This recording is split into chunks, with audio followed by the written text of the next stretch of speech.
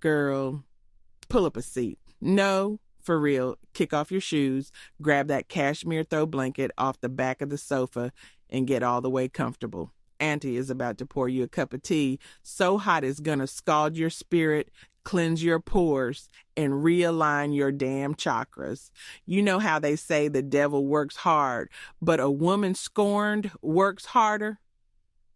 Well, baby, let me tell you, that ain't the half of it. That's just the appetizer.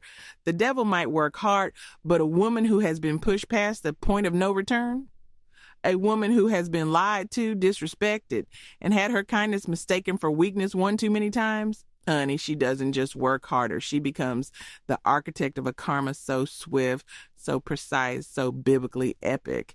It would make God himself stand up, put down his binoculars, and give a slow, respectful clap. Tonight we are talking about my girls, my niece in spirit, a sister named Alicia, and the story of how she went from a doormat woven from her own good intentions to a damn deity of righteous vengeance in the span of about 15 glorious minutes on a cold Christmas Eve. Now, when I tell you Alicia was the whole meal, I don't mean just the entree. I mean she was the appetizer, the soup, the salad, the 12-course tasting menu with the wine pairing, the decadent dessert you dream about for weeks, and the 5-star review you leave on Yelp the next morning. She was in her early 40s, but honey, time had been her handmaiden. She had that smooth, melanin-rich skin that glowed like she was lit from within, a figure she worked for with 5 a.m., Pilates classes, and a mind that was sharper than a surgeon's scalpel after a double espresso.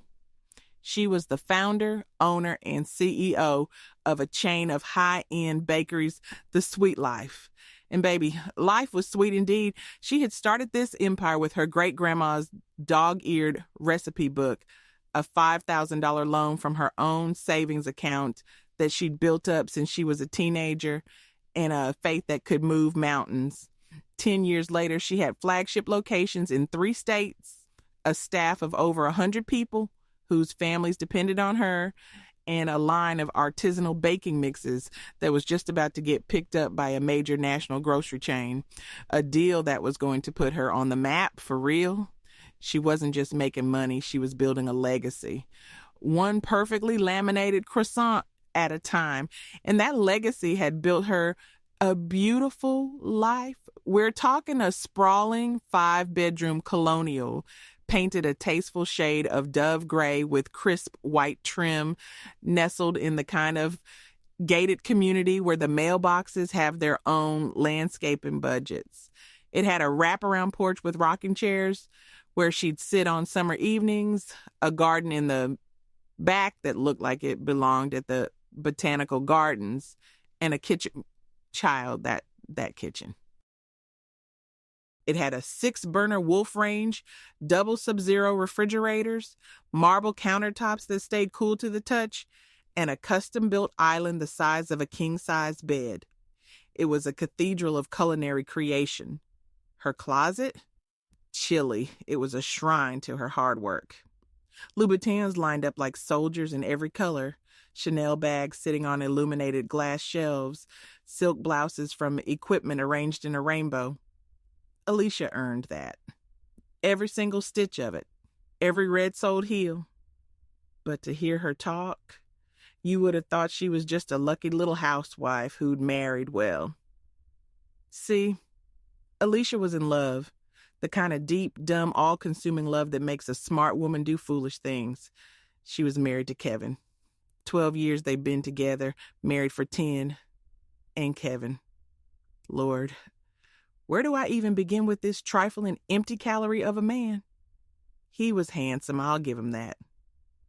He had that kind of lazy, charming smile and smooth-talking way about him that could convince you the sky was green and that you should thank him for the new color. He had a decent job, some kind of middle management position at a tech company where he mostly just forwarded emails and took credit for other people's work. It was respectable. It paid for his car note and maybe the cable bill. It kept him in golf shirts. But the lifestyle? The mortgage on that $500,000 house? The annual trips to the Amalfi Coast, the platinum Amex card he flashed around like he was a Rockefeller. That was all Alicia, 100%. From her sweat, her vision, her sleepless nights. But she was so desperate to prop up his fragile male ego, she let everyone, and I mean everyone, believe he was the king of the castle. When their friends came over for dinner parties and marveled at the house, she'd blush and squeeze his arm, saying, "Oh, Kevin works so hard, he really provides for us." When her own family complimented her new obsidian black Mercedes G-Wagon, she'd coo, "My husband loves to spoil me." He'd just smile that lazy smile and let her do it. Let her build this fictional world where he was the man.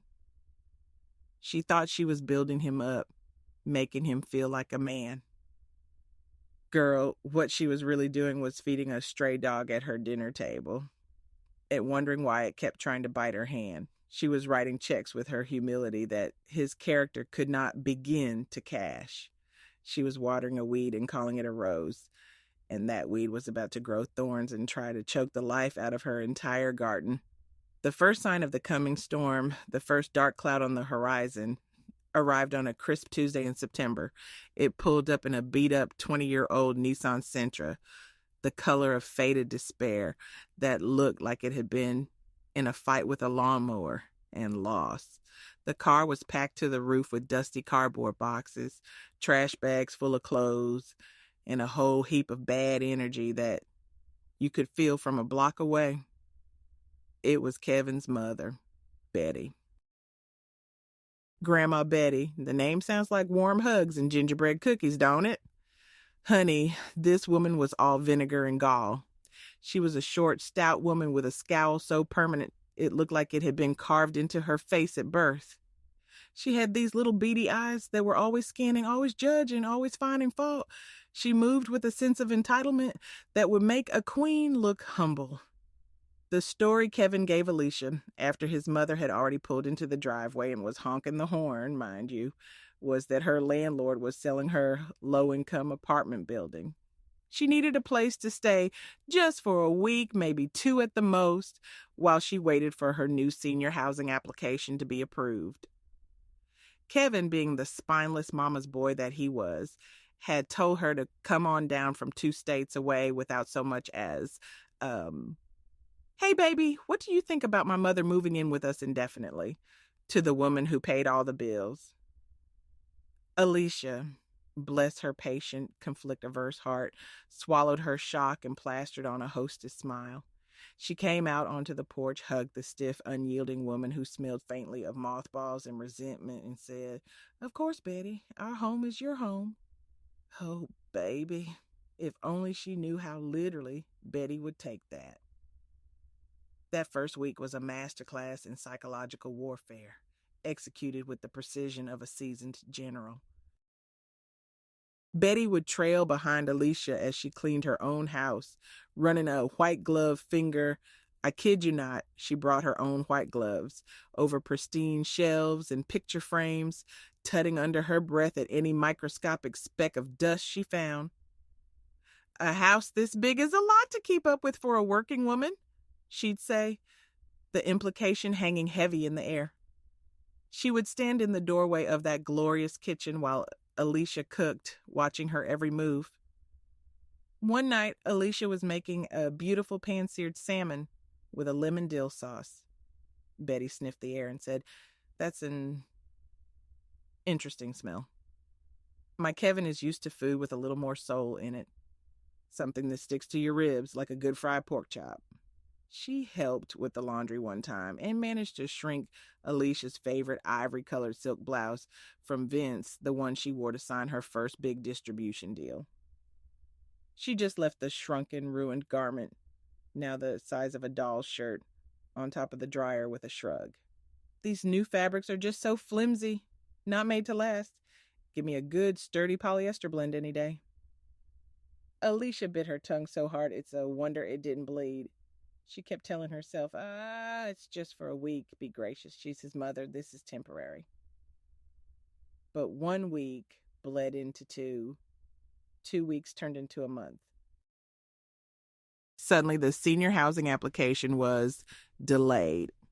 Then there was a mix-up with the paperwork. Then it needed new signatures that were proving impossible to get. It was always some new excuse, some fresh, plausible-sounding delay that kept her firmly planted in Alicia's guest room. By month 2, Betty had dropped the passive and was serving up pure, uncut aggression. She had fully transitioned from guest to lady of the manor. She would leave her dirty dishes on the living room coffee table, expecting them to magically disappear. She started inviting her church friends over for bridge games on Wednesdays without so much as a word to Alicia. Then look at her with wide, expectant eyes when they got thirsty, as if to say, "Well, aren't you going to make us some sweet tea, dear? The girls are parched." One afternoon, Alicia came home from a brutal 12-hour day of meetings and site visits to find that Betty had redecorated the living room. She had taken down a stunning, large-scale piece of abstract art by a local black artist that Alicia had bought in a gallery in Paris on her first trip with Kevin. It was a swirl of blues and golds that reminded her of the sea. Betty had replaced it with a giant, gaudy, gold-framed glamour shot of Kevin from 1998, complete with the shiny suit, the feathered haircut, and the awkward lean against a fake marble column. "There," Betty had said, beaming her hands on her hips. "Now the room has some life in it.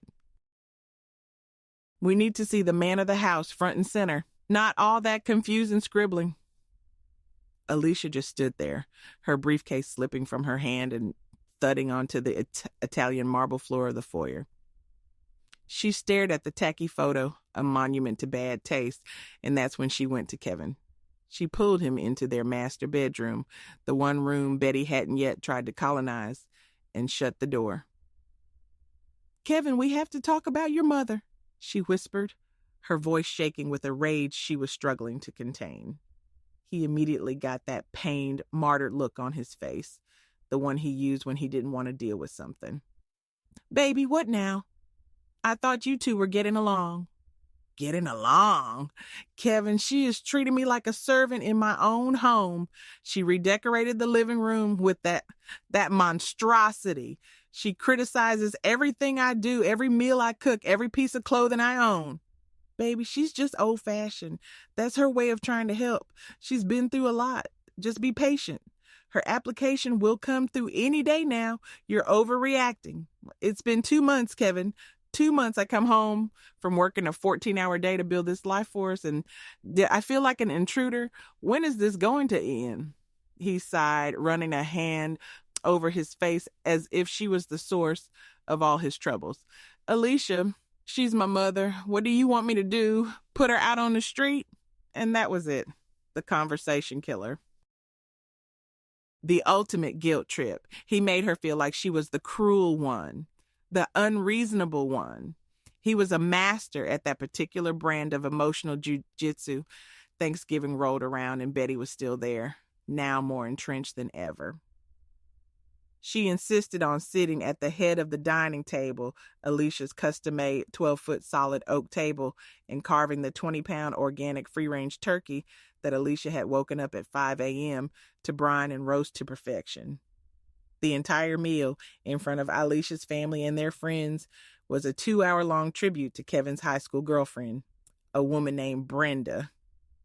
"Oh, that Brenda could make a sweet potato pie that would make you weep for joy," Betty announced to the whole table, taking a pointedly small bite of Alicia's pie. "Her crust was so flaky, made with real lard, it would just melt in your mouth. Not like these store-bought ones." Alicia had made the pie from scratch, using her own award-winning recipe, the one that was featured in Southern Living magazine last year. She just smiled, her jaw so tight she felt a pop in her hinge, and felt another huge chunk of her love for Kevin crumble into dust. He just sat there shoveling food into his mouth, not saying a word to defend his own wife. But the final straw, child, it wasn't a straw. It was a whole damn anvil dropped from a skyscraper aimed directly at her heart. It happened on Christmas Eve.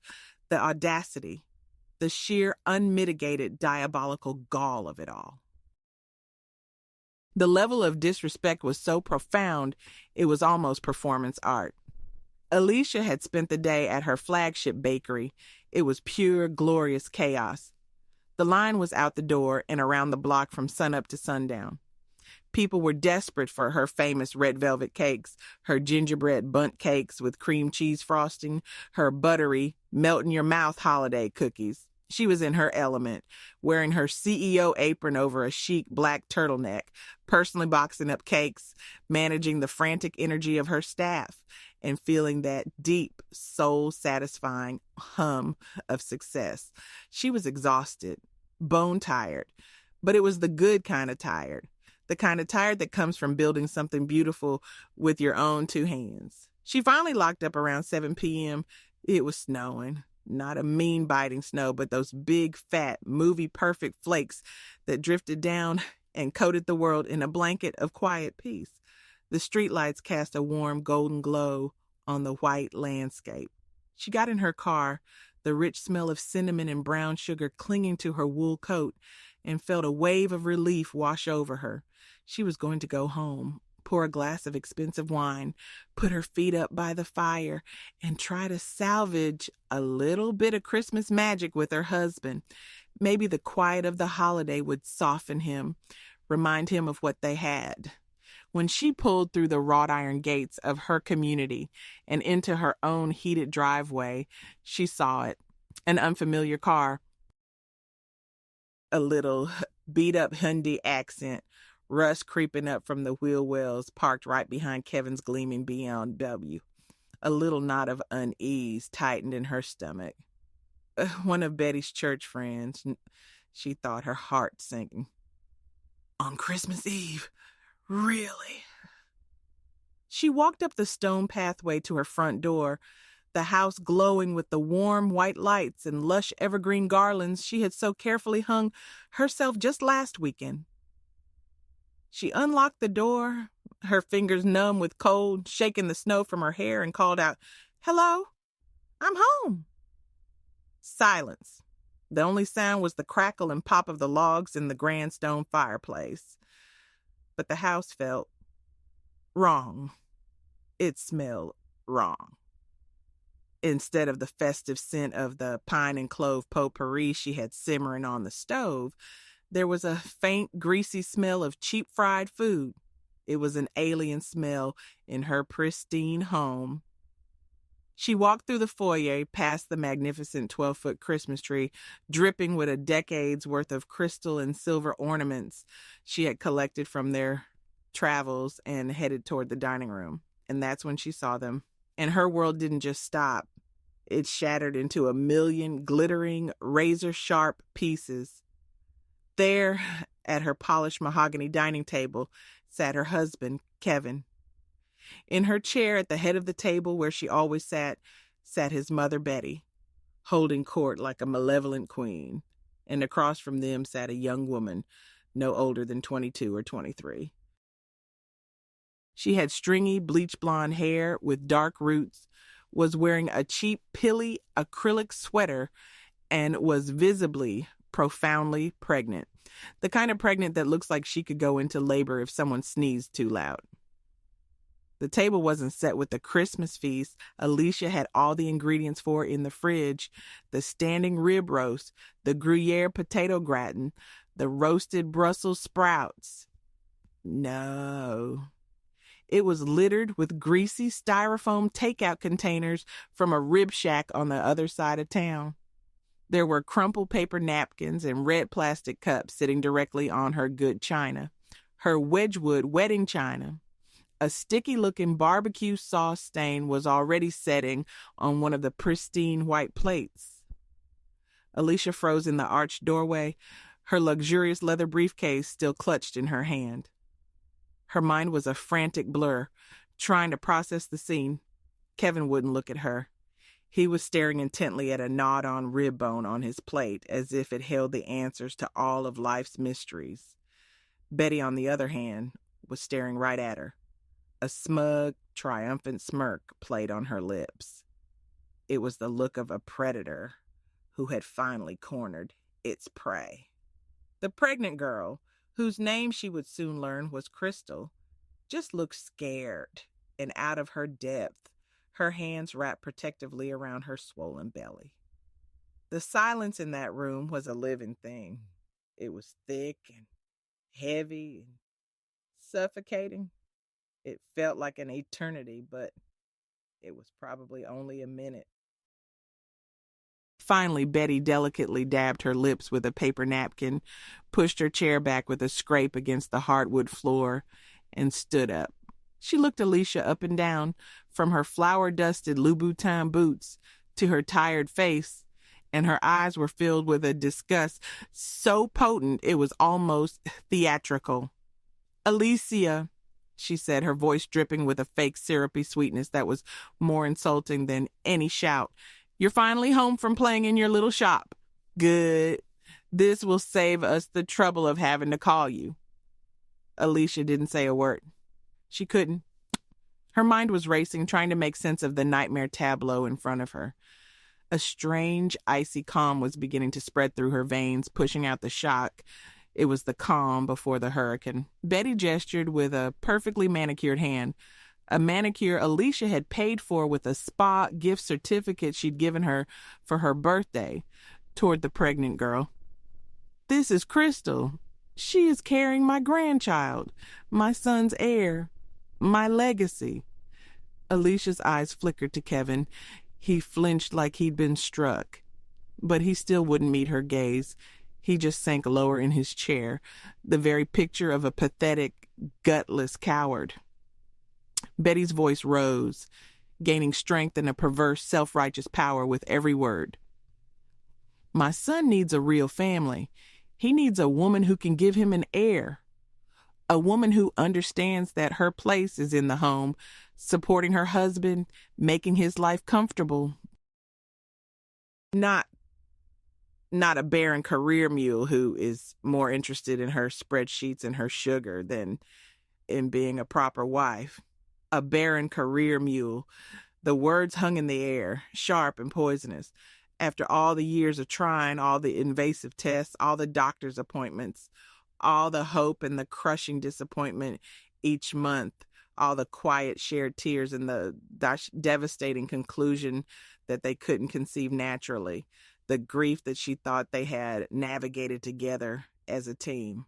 This was the knife his mother chose, the deepest, most painful wound she could inflict, and he just sat there in silence and let her plunge it into Alicia's heart in twists. Betty took a step closer, puffing out her chest like a bantam rooster, ready for a fight. "So I think it's for the best that you just pack a small bag with your essentials. Kevin and Crystal need to get this nursery set up and start their new life together. This is my son's house. After all, he provides this roof over our heads. He's the man of this house. And in his house, his word is law. And we have decided that you are evicted." Evicted.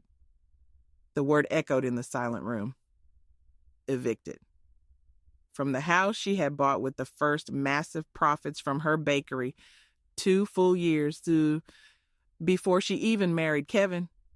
The house where every single brick, every hardwood plank, every pane of glass was paid for by her blood, her sweat, her ambition, and her sleepless nights. Kevin finally looked up. His eyes were wide and pleading like a dog who knows it's about to be punished. "Alicia," he started, his voice a pathetic whisper. "There's nothing to discuss, Kevin," Betty snapped, cutting him off like he was a child. She turned her triumphant gaze back to Alicia, fully expecting a flood of tears, expecting screaming, expecting a dramatic collapse onto the floor. Instead, Alicia started to laugh. It wasn't a pretty sound. Oh no, baby. It was a raw, guttural sound that started deep in her belly and clawed its way out of her throat. It was a laugh born of pure, unadulterated shock and a dawning, glorious rage. It was the laugh of a woman who had just been pushed off a cliff and realized halfway down that she had wings made of fire and steel. She laughed so hard she had to bend over, clutching her stomach. She laughed until tears streamed down her face, but they weren't tears of sorrow. They were tears of incredulous, liberating mirth at the sheer cosmic stupidity of it all. Betty's smug mask faltered. Her face curdled with confusion. "What in God's name is so funny?" she demanded, her voice tight. Crystal looked utterly terrified, like she was witnessing a mental breakdown. Kevin looked like he was about to vomit up that greasy rib. Alicia finally, slowly, caught her breath. She wiped a tear from the corner of her eye with the back of her hand and straightened up. And in that moment, something inside her clicked into place with a definitive, final snap. The accommodating, people-pleasing, ego-stroking wife was dead and gone. She had died right there in the doorway. In her place stood the CEO, the founder, the woman who built an empire from nothing. "Evicted?" Alicia said, her voice now dangerously low and calm, stripped of all warmth. "You're evicting me." She shook her head, a small, pitying smile on her lips. "Oh, Betty, you silly, arrogant, foolish little woman." Without another word, she turned on her heel. Her Louboutins clicked with sharp, decisive authority on the hardwood floors she'd had installed the previous year. She didn't spare a single glance for Kevin or his pregnant side piece.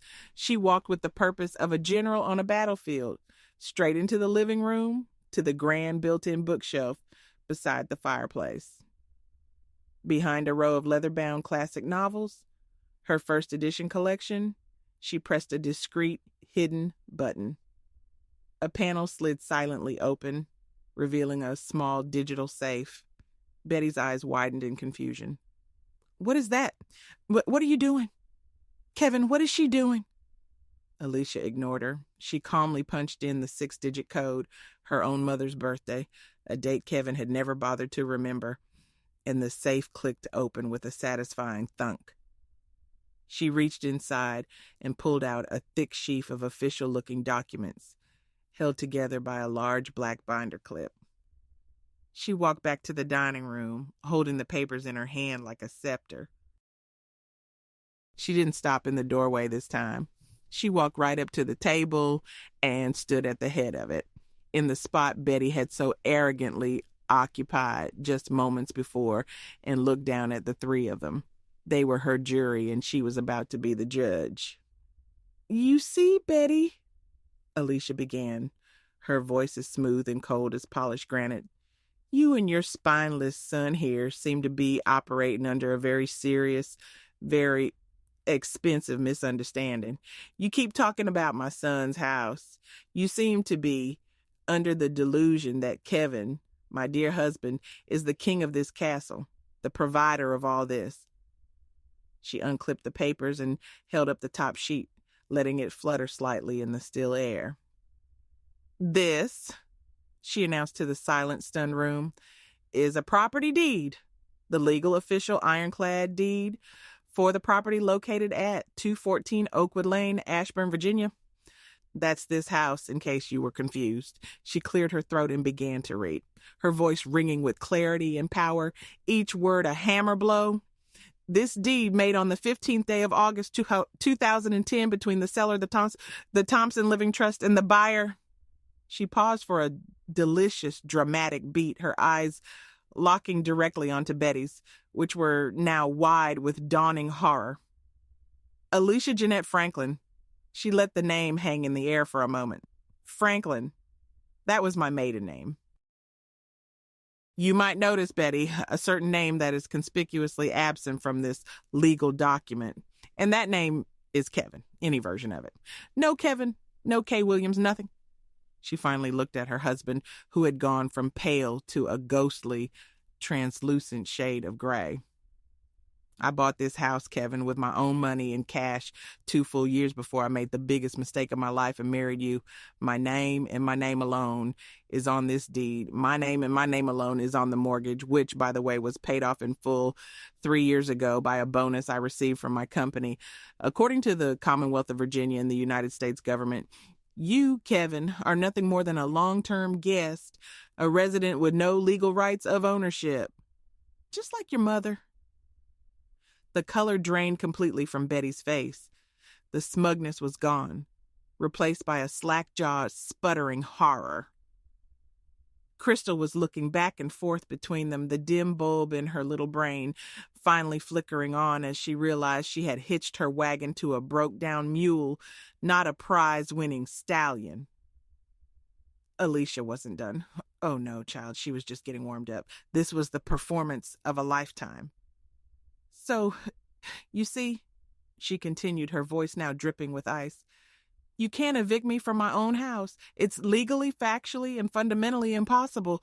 But she let a slow, cold smile spread across her face. I can certainly evict you. She pulled her iPhone from her coat pocket.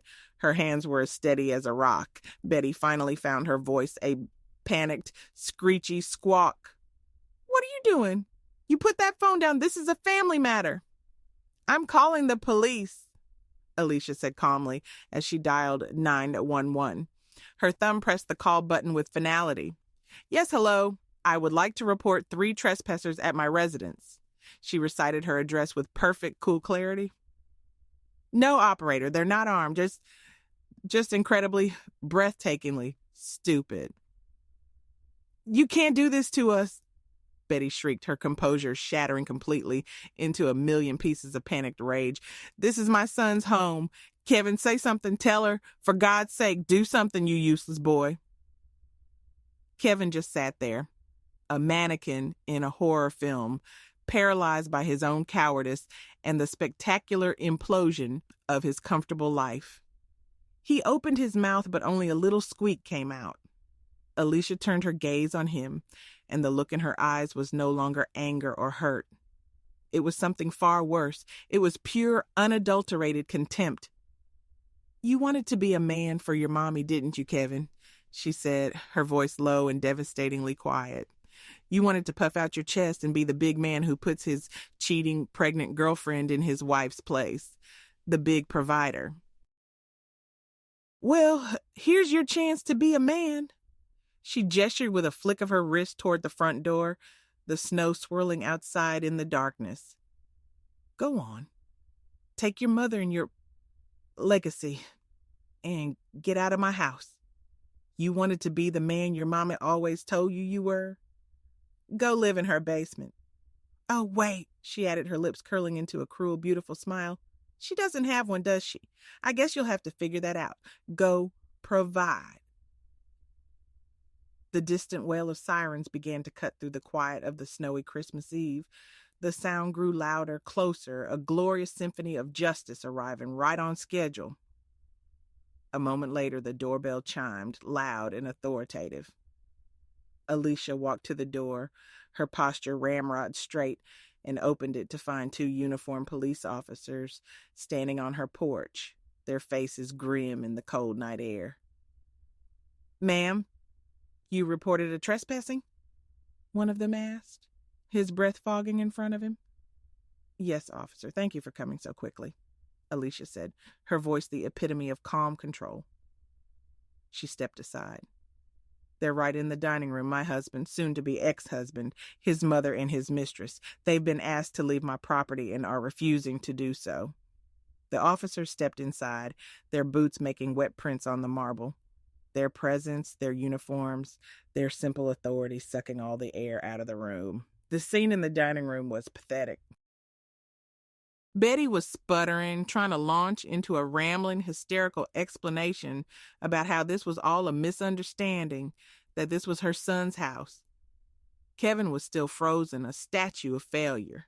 Crystal had started to cry. Big, ugly, gulping sobs of a girl who just realized her meal ticket had been canceled and she was about to be homeless and pregnant on Christmas Eve. The lead officer, a tall, no-nonsense man, looked at Alicia. Ma'am, are you the homeowner? Can you provide proof of ownership? Gladly, Alicia said, handing him the deed. The officer examined it carefully for a long moment, then looked over at Kevin. Sir, is your name on this document? Kevin could only manage a weak, pathetic shake of his head. Then you need to collect your personal belongings and vacate the premises. All three of you. Now. The officer's voice was flat, final. There was no room for argument. Chile. It was a thing of beauty, a masterpiece of humiliation. Betty, the woman who had tried to play queen of the castle, was being ordered out of the house like a common vagrant. She had to go upstairs with an officer escorting her and hastily shove her belongings, the clothes Alicia had bought her, the knickknacks she'd spread around the guest room, into black garbage bags. Kevin, the king, the man of the house, was numbly stuffing his designer clothes Alicia had bought him for birthdays and anniversaries, into a duffel bag, his eyes fixed on the floor, unable to look at anyone. Crystal just stood by the door, shivering in her thin sweater, her dreams of a cushy suburban life turning to ash in her mouth. The officers escorted them out into the swirling snow, out into the cold, unforgiving Christmas Eve night. The police cars' blue and red lights flashed across their faces, a beautiful, strobing beacon of their shame for the whole neighborhood to see. Mrs. Henderson from across the street was definitely peeking through her blinds. Alicia made a mental note to send her a gift basket from the bakery tomorrow. The front door shut behind them, the deadbolt clicked into place, and the silence that followed was the most profound and beautiful sound Alicia had ever heard. She stood there for a long moment in the middle of her living room. Her living room. She walked to the large bay window and watched as Kevin and his mother struggled to fit the mountain of garbage bags into the tiny trunk and back seat of Crystal's little Hyundai. It was a pathetic, comical, glorious sight. They looked like clowns trying to fit into a tiny car at the circus. Finally defeated, they piled the last few bags on the roof, the car sagging on its suspension, and drove away into the snowy darkness. She turned from the window. The first thing she did was walk to the dining room. She gathered up all the greasy takeout containers, the dirty napkins, the plastic cups, and the defiled china. She dumped it all into a trash bag. She walked to the front door, opened it one last time, and set the trash bag on the porch right next to the last of Kevin's things they'd left behind, a set of golf clubs, a little parting gift. Then she locked the deadbolt. She engaged the top lock. She set the security system. Tomorrow, first thing, she would call a locksmith and have every single lock in the house changed. Then she'd call her lawyer and start the divorce proceedings, the fastest, most brutal divorce she could buy. Finally, she walked into her kitchen to the climate-controlled wine fridge that Kevin had always called extravagant. She scanned the bottles, her eyes landing on the one she'd been saving, a 1982 Chateau Margaux, a bottle worth more than Crystal's car. She'd been saving it for a truly special occasion, like paying off the house or signing the national grocery deal. And honey, this was it. This was the most special occasion of all. She uncorked it, the sound of soft, satisfying pop in the quiet house. She poured a generous glass and watched the deep, ruby liquid swirl. She took a sip. It tasted of victory. It tasted of justice. It tasted of freedom. It tasted like the first day of the rest of her brand new, wonderful, Kevin-free life. She stood there, in her silent, peaceful, beautiful, clean home on Christmas Eve, with the snow falling outside and the lights of her tree twinkling. And she smiled. Karma, baby, is a dish best served cold. Is a dish best. And sometimes, if you're lucky, it comes with a police escort and a front row seat to the downfall of everyone who ever tried to dim your light. Now that, my dear, is what I call a glow up.